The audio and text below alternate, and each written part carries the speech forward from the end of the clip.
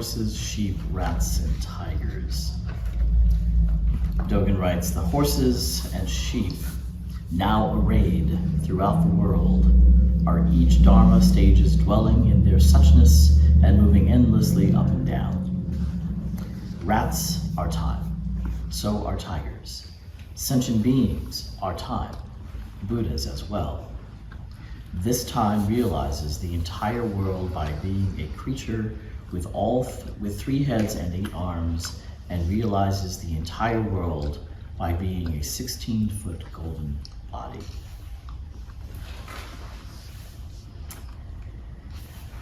So essentially, this is everything everywhere at once. It's this whole. I didn't like it either. It was a terrible movie. Yeah, it was just. Yeah, a lot of gratuitous violence, I thought, in that movie. The one that Marlene Matlin did on that same subject 20 years ago, I can't remember the name of that one. Also talked about quantum time and being everywhere at once. And, it was more of a documentary style. I thought it kind of expressed those ideas better than what they won the Academy Award for. All of them. Yeah. So, and this reference to horses, sheep, rats, and tigers is basically from the time system that was in China and Japan at that time. I'm not sure, they were like the 48 hours, 12, 3, 6 to 9. It's not the years? It was the years, but it was also the hours of the day. Oh, yeah. So it's an interesting reference. So it's basically that even though time has its distinct moments, each one of those distinct moments is not separate from all other moments, both past and future. Everything coalesces. Everything, and I think the example she uses is, where's the one on money? You have all the choices that you have with making a purchase, come together in that particular time. Both what it took to get to the stage of how we understand money and how we use money, and also which currency you're now going to decide to use to buy it, or what mechanism to pay for it. Whether it's online, or credit card, cash, Bitcoin, Dogecoin, whatever your fancy is.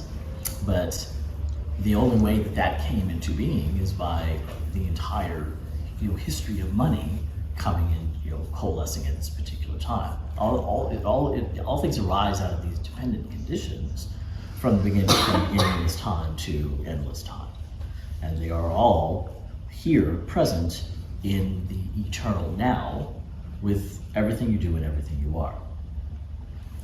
So there's both this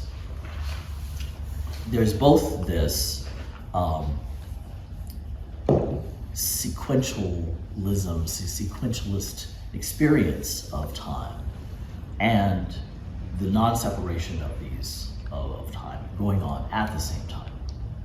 So it's, I kind of liken it to the idea that light is both a wave and a particle. So depending on how you're measuring it, or how you're looking at it, it appears to be different. But it's all one. It's all the same thing. We still are in this moment now, making a decision now, and that this now affects the next now, and this now was affected by the previous nows. All of it is, yeah. So Dogen's saying that the phenomena that occur, the things that happen, the things we do, they are both they're both independent in that thing happens and we do it that way, it's a choice or what have you, and they're completely dependent on all the things that have led up to that choice. Yes. So I'm just reminded of some way Bruce Springsteen about a person that had killed a bunch of people, and he says to the judge, there's more to all of this than that there's more to all this that put that gun in my hand. You know. Yeah. You know. Yeah. So yeah, Yeah. he did the deed, and he's going to go, you know, away or Yeah. worse. But what there's dependent conditions got Yeah. him to that point? there's more to all this than that Yeah. put this gun in my hand. Yeah. Yeah. That's a great analogy for that. Tragic. Yeah. Though that is. But yeah, at any given time, we have the myriad choices to use what we have in front of us, and what we have in front of us got here as a result of all the dependent conditions that have arisen from the beginning of this time. We're not separate. We're never separate from any of that. So this is moving endlessly up and down. So we are constantly, even though we think that we are in a. I think I'm sitting on this cushion, not moving. You know, at least not very much. But we are endlessly. But I'm sitting, you know, on a planet that is spinning at about 1,000 miles an hour.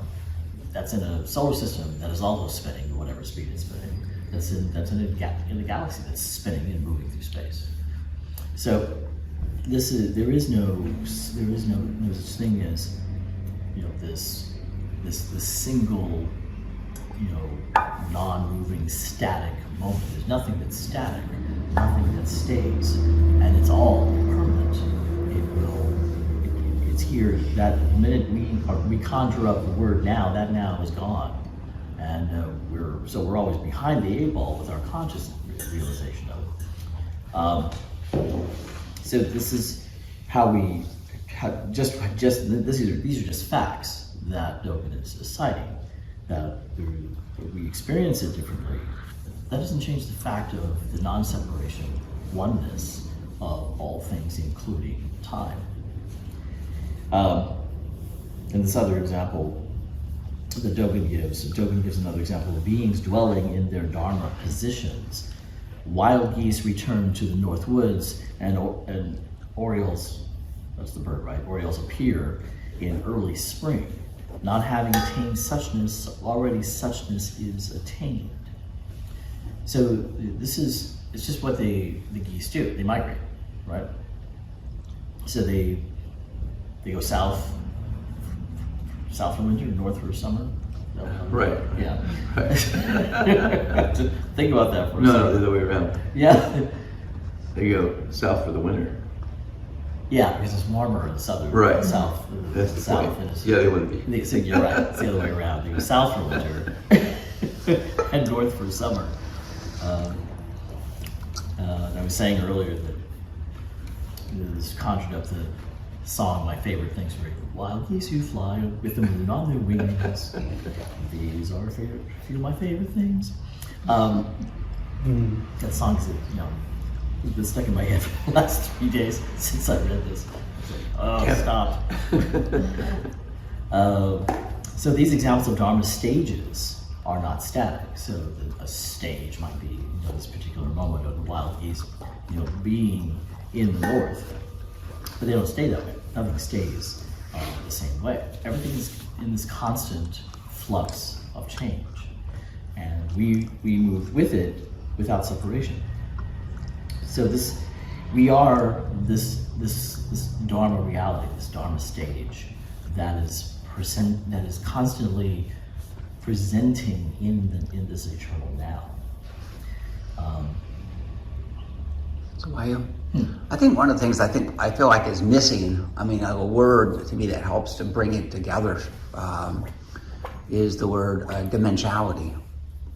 You know, like a light is both a wave and a particle. Well, you know, on one dimension, you're looking at a wave, and you shift to like another frame of reference. You can call dimension another frame of reference.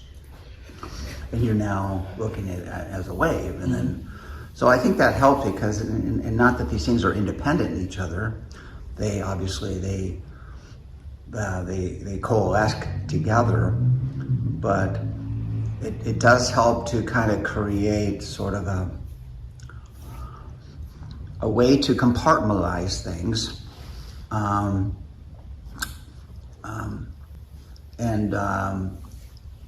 and hold it in its relative state, not absolute state, relative state. Yeah. Because I know when we go to the absolute, obviously none of these things, all these characteristics or distinctions matter. Yeah. But in a relative sense, they do, I think. Yeah, it's a bit easier for us to think about it in relative sense because we feel relative. We don't feel absolute. Because in the absolute, there's no separation, no difference, no up, no down, no in or out, no yesterday or today or tomorrow. It's just all one big smear of oneness. But in the relative sense, yeah, we have all of these myriad things that happen, and they give rise to the next thing, the next thing, the next thing. So there's this kind of sequentialism that we see, that we feel, that we record in history. So it looks like we went from one thing to the other. And we know that there's a lot that's not captured in the records of history, and a lot of dependent conditions that we really can't see or are not totally aware of. But yeah, looking at it, I appreciate that, the dimensionality in one dimension, a wave in one dimensional particle. In one dimension, he picked up the gun. In another dimension, he made another choice. All of those choices are always available.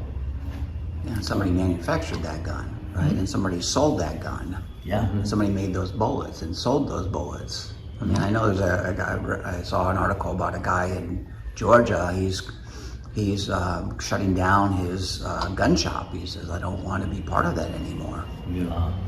So that's great to see. Well, he recognizes his contribution Yeah. to the dependent conditions that give rise to people having guns and using them.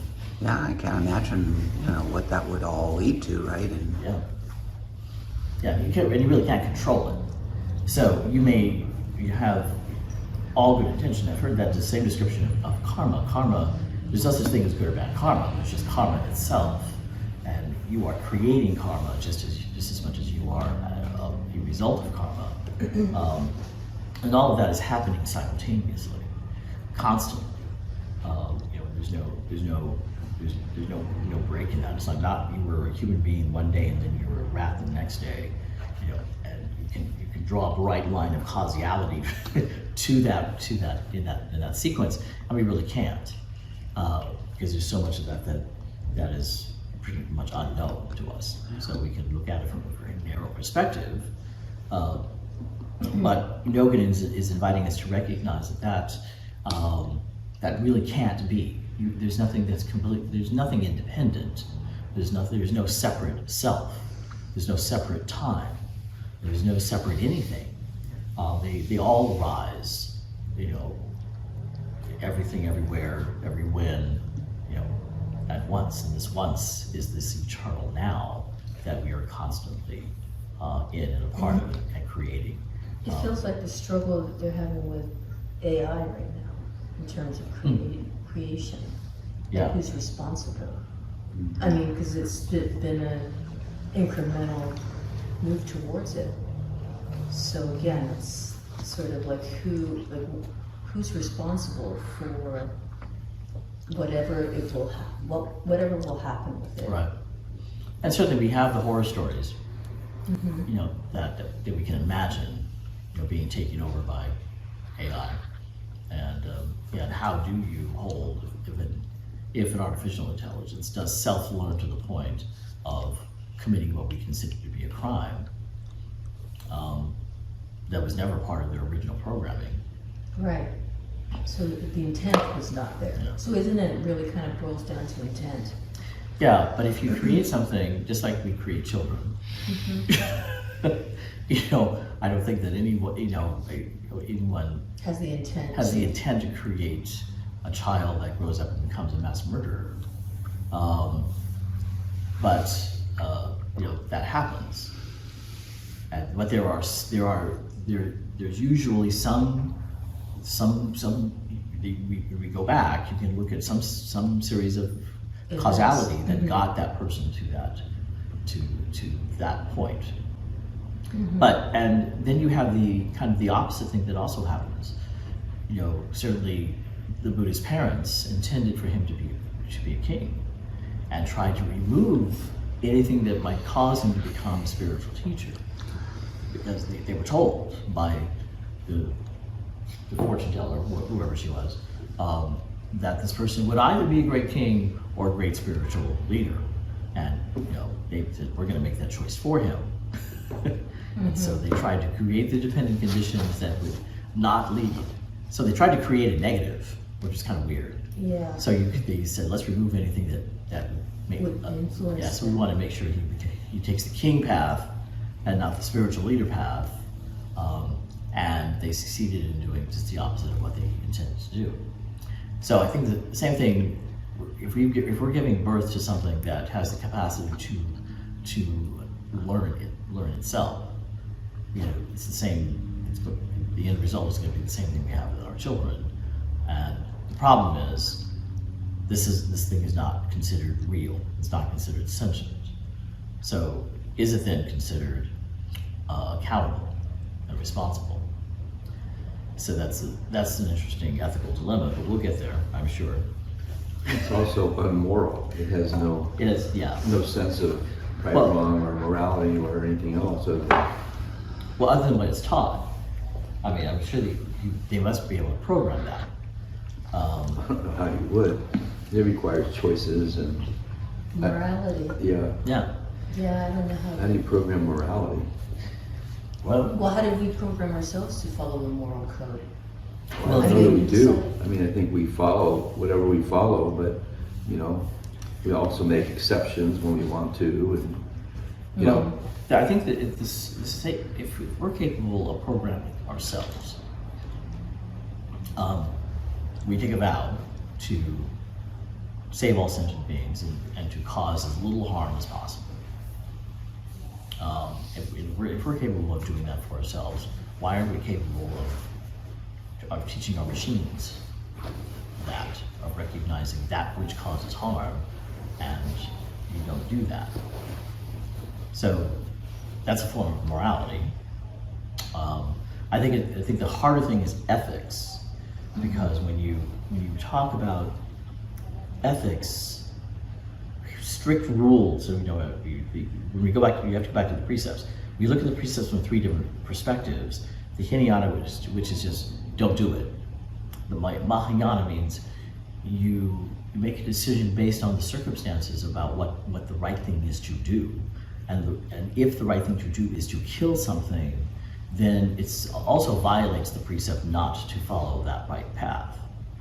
And then you have the Buddhayana aspect of it, in which you're not making any distinctions at all. You're in this. That's the absolute state of oneness. That there's no killing or dying, and there's no being born or growing. So there's no distinction. That sounds almost amoral in its absolute sense, and it could possibly have that effect.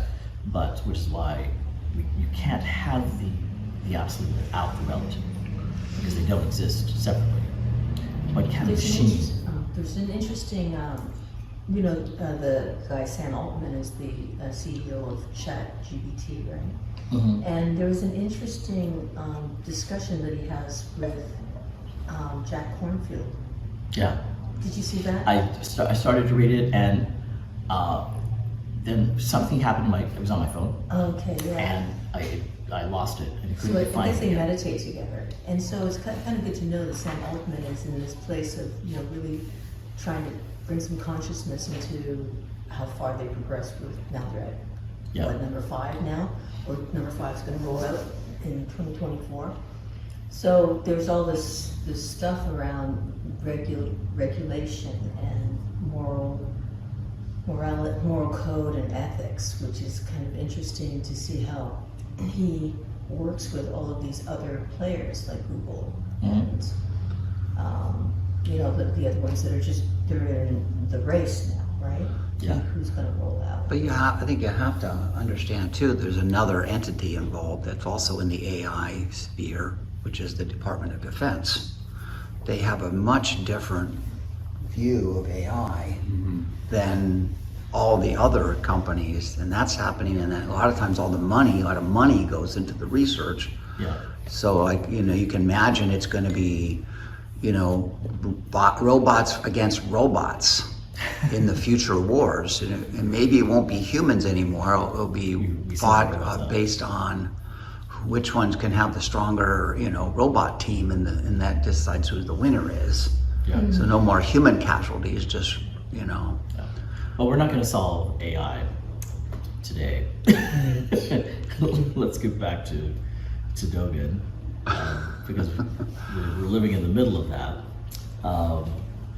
Certainly, it's an interesting discussion. Certainly, I think we'll have to find the space for how we contribute to AI, because ultimately we're all accountable for what our world does. Yeah, well, that's why I think it is an important discussion, because it's current and it impacts all of our own interaction with it. Right. yeah, I mean, and then another thing would be, there'd be a lot of people now, companies, or like IBM are looking at how they can use AI to, lay off people, replace people with AI. Yeah. And that's happening, so there's a new level of expertise, right, in terms of what humans contributed, that now are looking like, oh, AI can do it, so those jobs are gonna go away. So, it has So then, lots of, there's the upside. There's another guy, Daniel Stottenberger. Does anybody know him? I don't know. He's with the Conciliates Project. He's also with David Bohm, a whole group of intellectuals and philosophers. Yes. talking Well, this would be, I think, because I'm gonna bring back a discussion about the precepts. And I'll see if I can find some new textbook that might be talking about, not textbook, but that can relate the precepts to AI. Because that's a better form for AI than Muji. So let's hold that discussion for when we review the precepts again, and bring that in as a new level. How do we do that? And how do we take care of it? Yeah, well, then there's just like something as basic as doing away with somebody's job. And so if you're taking a vow not to harm sentient beings, and you're working on systems that are designed to do away with people's jobs, I mean, how is that consistent? You don't probably even think about it as a form of practice one way or the other, but it's happening all over the place, from scanners to in a restaurant the other day, and there was a robot running around delivering orders. What's going on? Well, technology, it's not new that technology has replaced jobs. That's an evolution that's been going on since the beginning of time. So all of the people that got replaced when they created typewriters, because there was a whole bunch of people that you needed to actually print stuff, and now suddenly people can print their own stuff on a typewriter now. And so there's always been a technological aspect. As a matter of fact, from an HR point of view, more jobs, more reductions in forces are caused by technology than anything else. So when we onboarded, it was mandated under Obamacare that all hospitals have electronic medical records. That, I was at the Panorama City Medical Center, that eliminated 350 jobs because taking care of all that paper was very labor intensive. So there's never been a time when technology hasn't, changed how people worked. disrupted, I would say, disrupted. Yeah, disrupted. So these people who had for years, worked in medical records and they knew nothing else and had no other skills,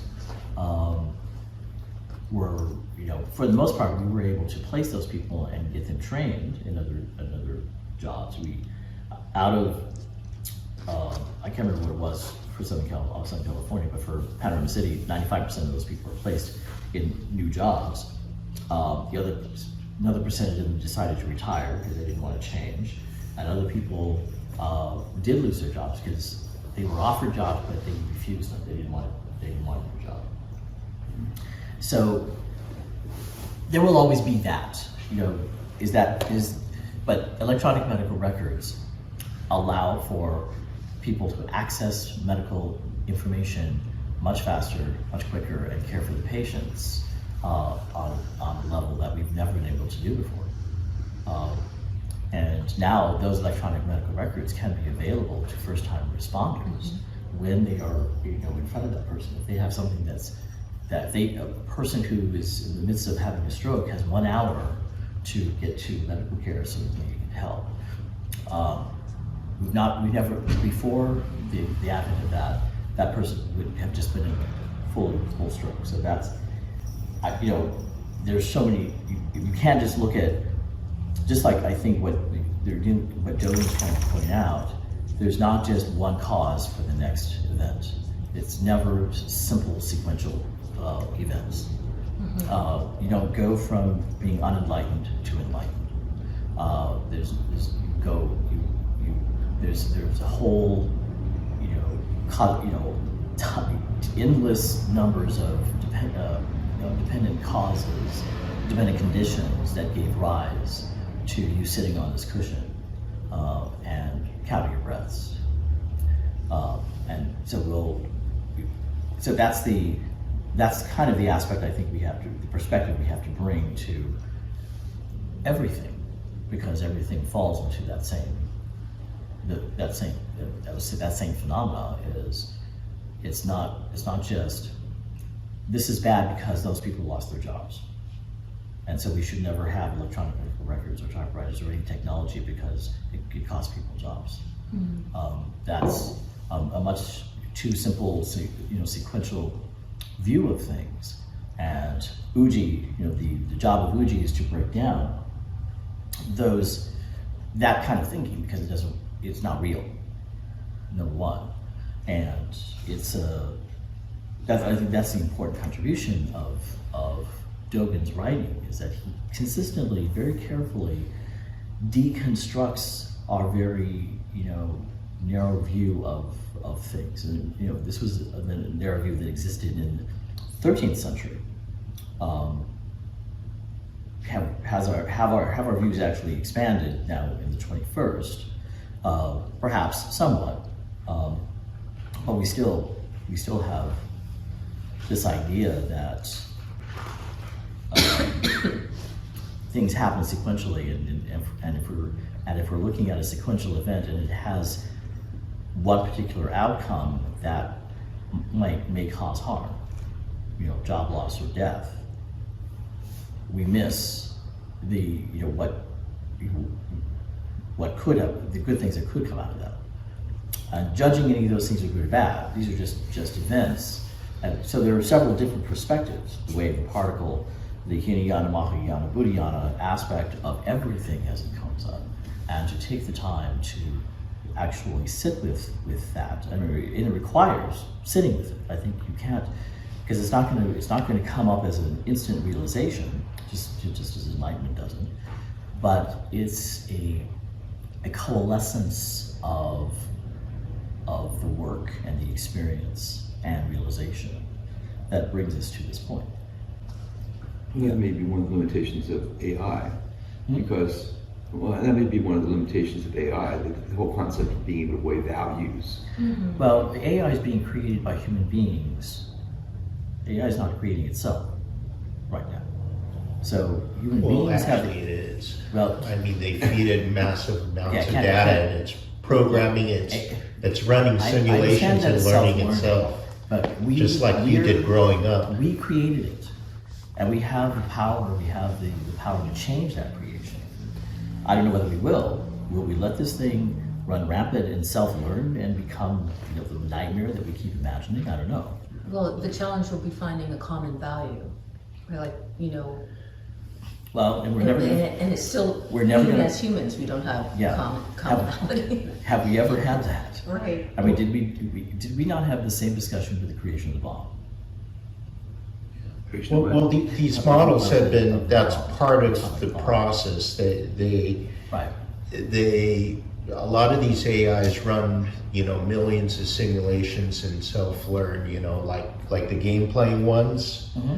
And they figure out strategies that the humans have never figured out, like in chess. In chess now, it's like there's no comparison. The computer models are so far ahead. It's humans are learning from them, and they thought that the game Go, Chinese game, has more possible moves than there are atoms in the universe. So it's all sophisticated pattern matching. And 20 years ago, when I was taking computer science, they said it might take 50 years. Now the computers are figuring out strategies that the best Go players could never figure out. Yeah. And so each of these things, like Texas Hold'em, poker, they say, well, that takes imagining several scenarios and bluffing and other stuff that's human. Well, not so much anymore. So the question is, each time they say this thing is a human characteristics, like creativity, like, some of the art ones are more creative than 99.99999% of the artists out there, like a Mark Rothko or a Basquiat or the bullshit, they have their gimmick and they're famous. They created this gimmick and they repeat the gimmick for the rest of their lives, and they became important, and they're mainly famous because they convince people it's art. Well, so the computer can't convince the person that it's art, but the stuff they create and they create it millions of times and in different ways. So what they're pattern matching like we are. Stop. Stop.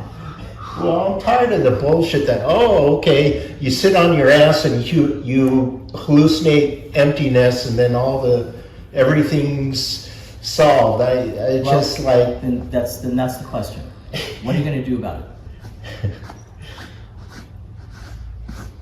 That's the call of Zazen, is action. What are you going to use this practice to do about AI? Nothing.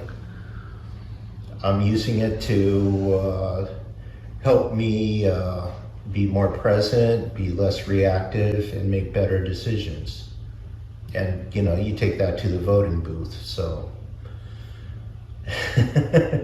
I'm not a PhD in computer science with a couple $1 billion to set up my own stuff, so that's, I think, the best I can do. Okay. Is that the only thing that we can do about AI?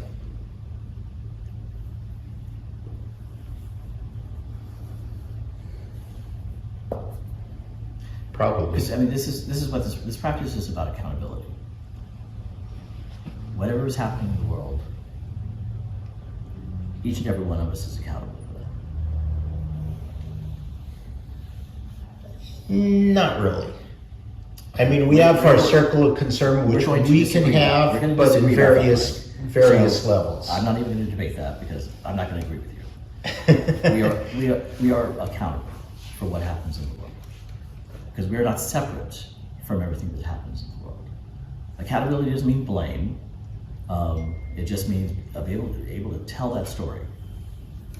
What story are we going to be able to tell about what we did to not cause harm in the world?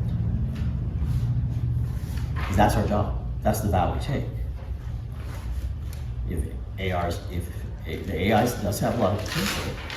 Talk is cheap. It's really nice saying that you're responsible for everything in the world. Okay, I didn't ask about talking. I said, what are you going to do? What are you going to do about not causing harm in the world by way of AI? Because you don't stay seated on the cushion all the time.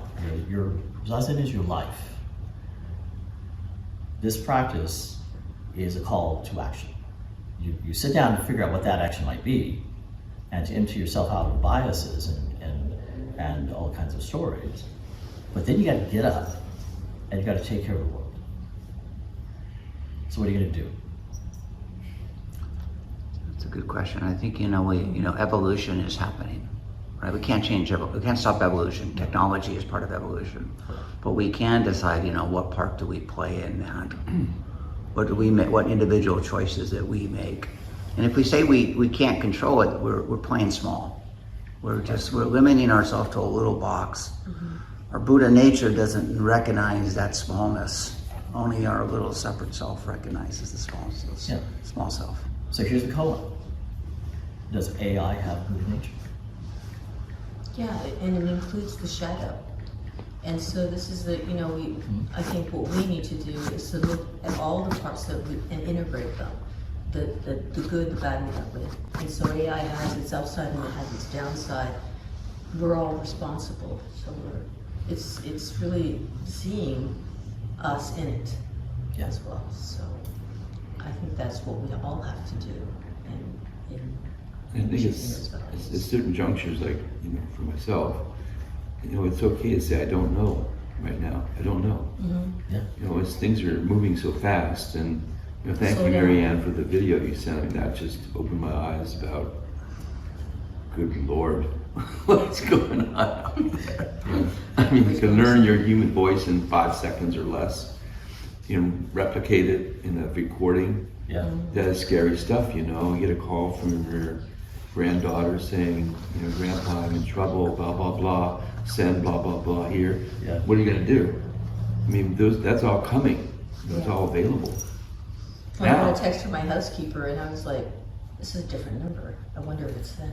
Yeah. Maybe it's somebody else and they're just going to go into my house and rob the place when I come back. And you never know, right? Because there's so much stuff going on in the internet. So it's just about being conscious of the change and then not being swallowed up by negative or positive, but just Well, just learning about it is so important.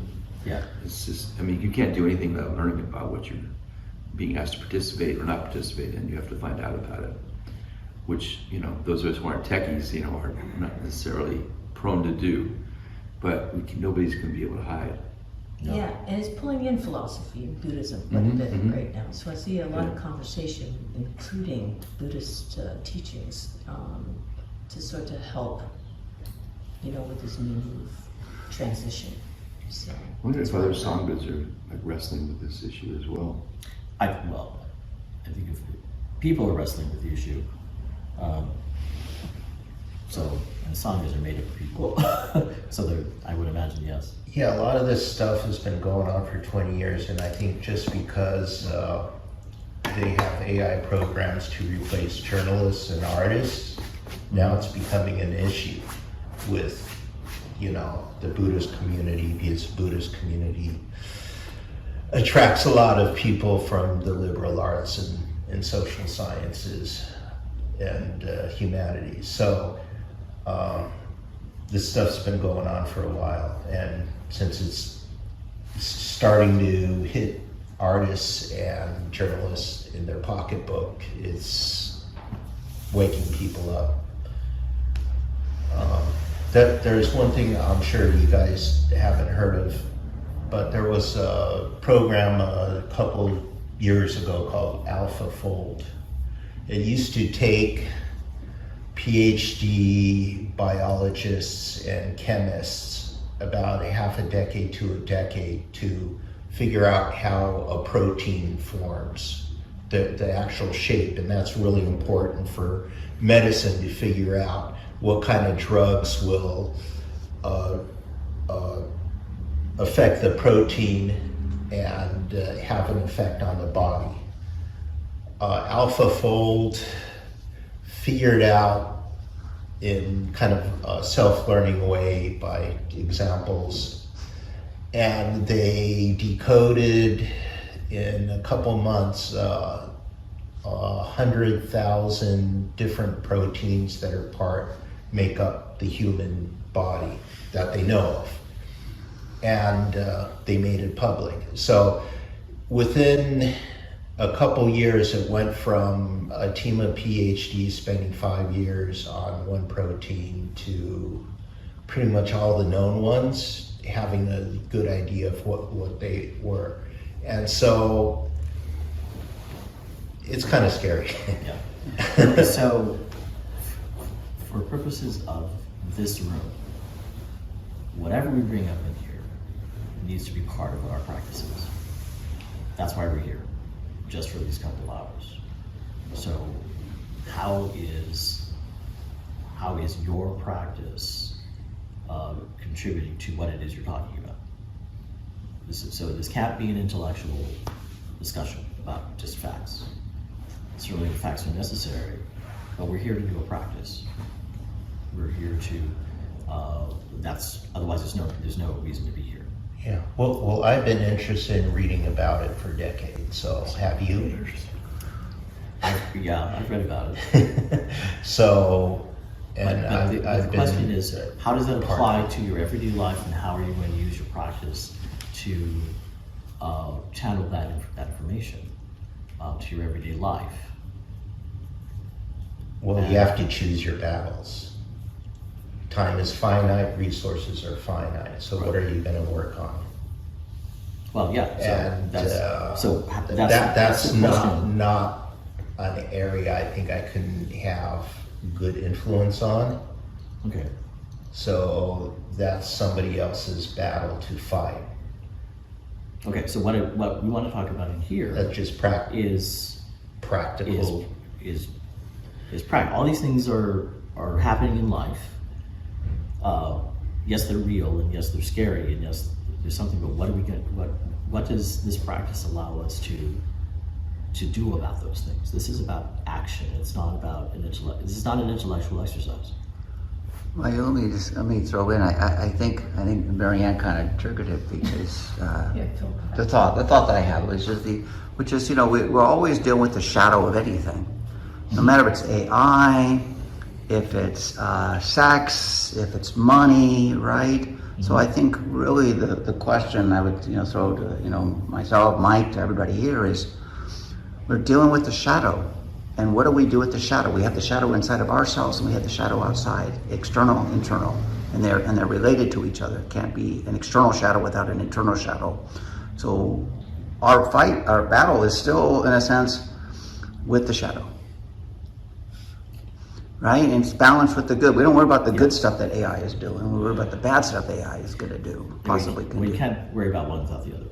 You have to worry about it as a whole, because the shadow doesn't exist without the light.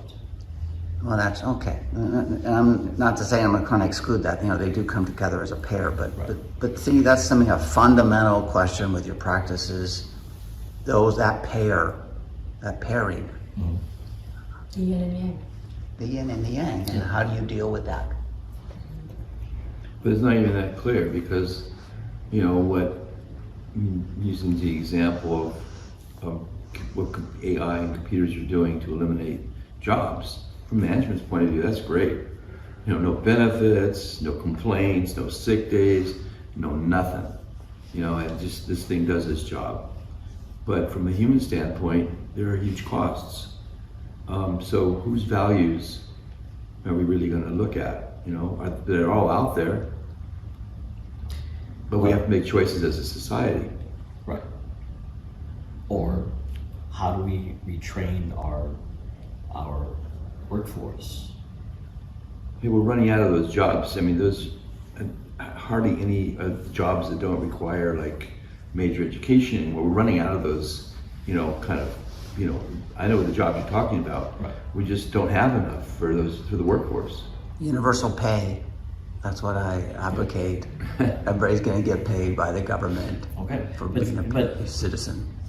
We've got to think about this from all perspectives, not just one. That's otherwise there's no sense in doing this practice. There's only one perspective. The absolute and the relative come as a package deal. Technology we're not going to be able to stop technology. So how do we do about that? What are the options? What are the choices? How do we make that happen? How do we take care of the world as it is, and as we see it becoming? That we have changed. Fundamentally, human beings are not who we were. Technology is not sort of what it was, and technology has always replaced jobs. So that's a reality. I don't think we're going to be able to stop. But there may be other options that we can do. So that's the call to action. Let's bring it here as a holistic discussion related to your practice. One thing I think we need to do is to stop treating technology as a god and start treating it as a factor that's available, but not necessarily the only or the best. Right. I agree with that. All right. Anything from the Zoom? Good luck. Don, you're speaking, but you're on mute. You're on mute, Don. We couldn't hear you. You're still on mute. Oh, dear. This better be good. Hang on, Don. Hang on. No, it's my speaker. I'm sorry. Okay, no, that was my speaker. Go ahead, Don. One more time. Okay. I think recently they had some kind of a conference in Hiroshima, about, I don't know, the world situation and stuff like that. You remember that, in the 40s, when the bombs were dropped on Hiroshima and Nagasaki, there did take place in the world a movement, kind of a grassroots movement against nuclear weapons, against nuclear war. Sure. A lot of women's organizations took up the fight to protect, the earth, protect the family, protect their country from nuclear war by protesting it, by trying to get treaties signed that would ban certain aspects of nuclear weapon proliferation. The U.S. and Russia agreed to some. So there was, something that was done at that time. So I can see something similar, happening during this time of AI, where there's going to have to be some kind of real worldwide regulations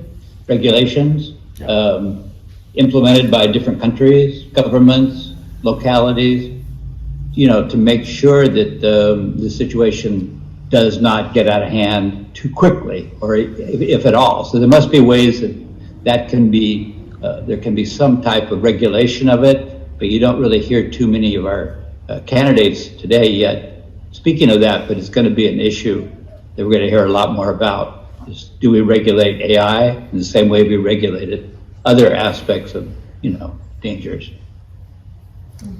Yeah. Okay. That's an action. Great. Thank you, Don. Yeah. All right. One final thought. I remember in the 60s, Joan Baez saying there was only a 30% chance we were going to make it out of the century. Oh. And here we are. Well, that was last century. Yeah, you said that. Of that century. There's only a 30% chance we're going to make it out of the 20th century. Yeah, 20th century. And we did. And we did. And here we are. So So what's the chance of the 21st century? we will find. We will figure this out. And we all have to be part of that solution. All right. Thank you.